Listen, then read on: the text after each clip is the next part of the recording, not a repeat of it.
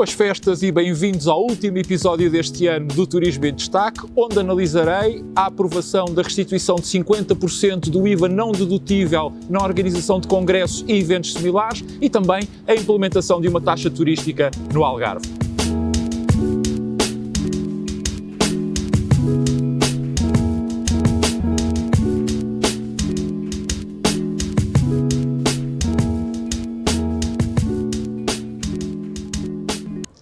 É verdade que com a publicação do Decreto-Lei 85/2022 do passado dia 21 de dezembro, as empresas que se dedicam à organização de congressos e outros eventos, tais como feiras, exposições, colóquios, seminários, conferências e similares, converteu-se em definitivo o regime temporário que tinha sido aprovado em agosto de 2021 e que esteve em vigor até ao final do ano passado e que permitia a essas empresas a possibilidade de verem restituído 50% do IVA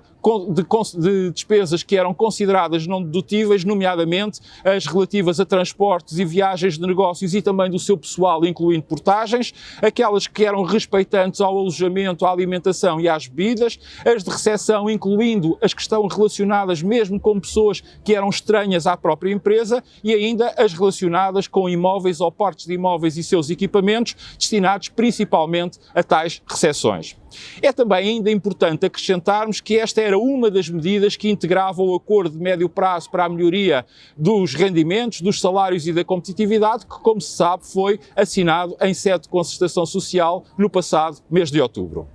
Feito o enquadramento daquilo que está em causa e indo diretamente à pergunta, isto é, se esta é uma medida justa e se ela é suficiente, antes do mais eu quero aqui dizer duas coisas. A primeira é que, claro que sim, trata-se efetivamente de uma medida mais do que justa, embora quanto a mim continue a pecar por defeito, mas já lá irei. E o segundo ponto é que ele está muito longe de poder ser considerado como suficiente. Então porque é que ela, é legítimo perguntar-se, acaba por um lado por pecar por defeito e porque é que também eu a qualifico como manifestamente insuficiente? Bem, ela peca por defeito porque, quanto a mim, não faz qualquer sentido que ela não abranja a totalidade, isto é, os 100% do IVA respeitante a estas despesas, aliás, à semelhança daquilo que se passa na maior parte dos países da União Europeia e que são nossos concorrentes, fazendo com que, por via fiscal, as nossas empresas deste setor e, consequentemente, o próprio destino de Portugal perca competitividade face a esta distorção. E também é manifestamente insuficiente porque faz com que Portugal continue a aplicar uma interpretação, no mínimo, sui generis, em minha opinião, incorreta sobre aquilo que se é a dedutibilidade do IVA respeitante às despesas profissionais de alojamento, recepção e transporte, dado não só não ser permitida a sua dedução a qualquer empresa que faça este tipo de gastos, ao contrário, mais uma vez, do que aquilo que se passa na maior parte dos Estados-membros da União Europeia, como ainda por cima agrava este tipo de consumos, abrangendo-os com uma tributação autónoma de 10% ou de 5% em sede de IRC, respectivamente, caso estejamos perante despesas de representação ou ajudas de custo. Em termos mais concretos, isto viola, na prática, subjacente ao regime do IVA, que pressupõe um deve e um haver, só devendo ser entregue ao Estado o saldo, ou se quisermos, a diferença que daí possa resultar. E isto quer dizer que, por exemplo, uma refeição num qualquer restaurante, que seja essa refeição de cariz profissional, uma pernoite num hotel ou uma viagem num qualquer meio de transporte, apesar de serem despesas profissionais, não são consideradas despesas elegíveis para que se possa, sobre elas, deduzir ou ver restituído ou recuperado o IVA que lhe está adstrito, ao invés do que, por exemplo, se passa com a simples compra de uma caneta, de uma resma de papel, de um computador ou até de um telemóvel. E isto, quanto a mim, não faz qualquer sentido. Mas cria adicionalmente um fortíssimo estrangulamento ao consumo turístico, logo ao próprio desenvolvimento empresarial do turismo, dado que o produto e os serviços turísticos ficam mais caros junto dos consumidores empresariais, porque eles, claro está, não podem deduzir não só o IVA que lhes está inerente, como ainda por cima, adicionalmente, têm que suportar as tais tributações autónomas que eu há pouco referia e que o que acaba por encarecer o seu custo ou o custo destes produtos e destes serviços entre 11% e 33%. Portanto, como se vê, este é mais um dos casos gritantes em que se elogia muito a atividade turística e o muito que ela contribui para o progresso do país, mas no final é sempre o turismo que paga.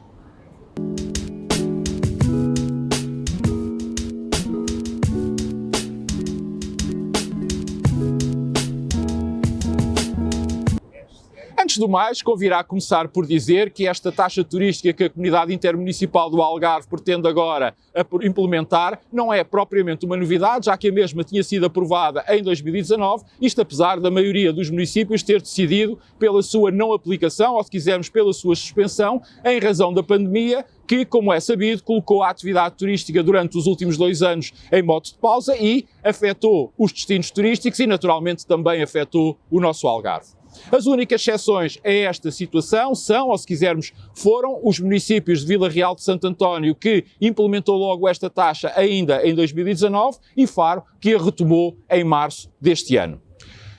Todos aqueles que, ao longo dos anos, têm vindo a acompanhar os meus comentários conhecem bem a minha posição relativamente a esta questão das taxas turísticas, aliás, que é igual à de outras taxas ou taxinhas que possam impender sobre o turismo, que é a mesma não fazer qualquer sentido, dado que a riqueza direta, indireta e induzida que é gerada pelas diferentes atividades turísticas nos diversos municípios deveria, por eles, ser mais que suficiente e valorizada e apreciada, já que ela por si só é geradora de recursos mais do que suficientes que permitam compensar ao fazer face a qualquer acréscimo de encargos camarários que possam existir por causa de termos mais turistas. E em concreto refiro-me nomeadamente à higiene e à limpeza urbanas, mas também à segurança, à preservação do património, do arranjo dos espaços públicos e até mesmo aos próprios transportes, isto para só dar alguns exemplos. Só que a dada altura, os municípios, ou melhor, os executivos municipais aperceberam-se que com a implementação de mais uma taxa poderiam criar uma fonte de receitas que ajudasse a suprir as suas deficiências, as suas carências, até mesmo, por que não dizê-lo, a sua má gestão, através da extorsão, eu não encontro outra palavra que define esta situação tão bem, daqueles que nos visitam, isto é, dos turistas, e que cá vêm gastar o seu dinheiro criando riqueza, criando emprego, criando progresso e dinâmica económica no nosso país. Escusado também é referir que a partir do momento em que a capital, isto é, Lisboa, adotou esta prática, paulatinamente, e tal como eu na altura alertei, todo o país autárquico tem vindo a aderir a esta moda de dinheiro fácil. Curiosamente, os agentes turísticos também não têm tido uma posição clara sobre este tipo de taxas, apoiando a sua implementação umas vezes, como aconteceu com Lisboa, ou opondo-se energicamente outras vezes, como presentemente e neste momento está a acontecer com o caso de Coimbra.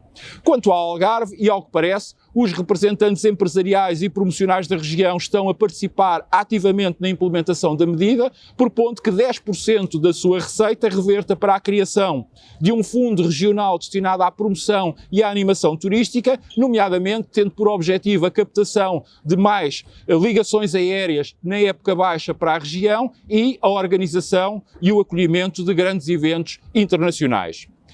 Não obstante já ter aqui deixado clara a minha posição sobre mais esta taxinha, o facto é que, tal como é referido na pergunta, tudo aponta que a mesma acaba por vir a ter um valor de cerca de 2 euros por dormida hóspede na época alta e cerca de metade, isto é, 1 euro na estação mais baixa, com eventuais isenções aplicadas aos jovens, às famílias, às estadas mais prolongadas e também, entretanto, daquilo que consegui apurar, há uma grande vontade para que o valor a pagar seja igual em todos os 16 municípios e em todas as tipologias de alojamento do Algarve.